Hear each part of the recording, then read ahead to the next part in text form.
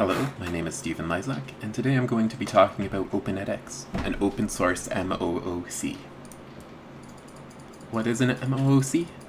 MOOC stands for Massive Open Online Courses. MOOCs are learning platforms where all these four characteristics are present, and flexible.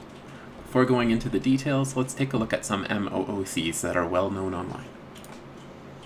Four popular and commonly used examples of MOOCs are Course Academy, an MOOC for learning programming, Coursera, one with a variety of topics and over 2,700 courses, Duolingo, focused on language learning, and lynda.com with over 2,000 courses and 100,000 video tutorials.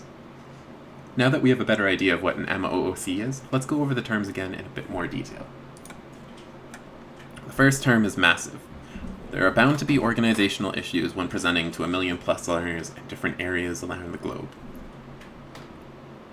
There are two options for dealing with the massive aspect that are very common. Self-managed, such as Bitnami Tutor with one-click installation and upgrades. IBM provides Watson as a virtual chat assistant, and there are many different alternatives, self-managed solutions. One thing that I thought was a bit strange is that IBM's version has built-in competition support, and I thought about it. Massive is dependent on what resources you have available and what you want to do.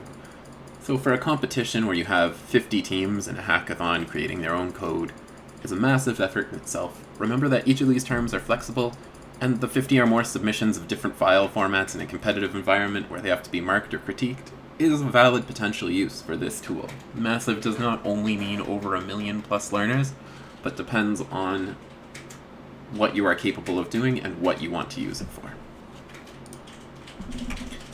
Where it's open in this, it could be open learning, where users are able to determine their own course progression, open registration, where they're able to sign up for courses of their own accord, open course creation, allowing users to create their own courses.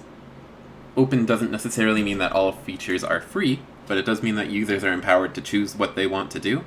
And all of our earlier examples, Code Academy, Coursera, Lynda, and Duolingo, have paid or premium features available. So just because it is an open environment, it doesn't mean that everything is available to everybody, and everybody can do every potential action. Online. It might not sound like something that's as negotiable, but you can have several degrees of online. You can have fully online, available through the internet like all of our examples, but you can have corporate learning, which is only available through a company intranet, or you can have mostly offline learning, so available only on a local network at a high school, or something that has modules that you can download and look at. The environment you want to use the MOOC in is up to you.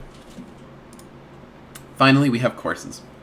While primarily used for traditional style educational courses, MOOCs have been used for competitions, collaborative project-based learning, corporate design, and more. MOOCs can be used in any environment where people need to present outgoing information and organize and critique incoming information. Now that we know what MOOCs are, let's move on to edX's advantages. OpenEdX has some strengths as an MOOC that are not present in other MOOC platforms, such as open source. Open source comes with a whole list of advantages that one would not get with code that was not available.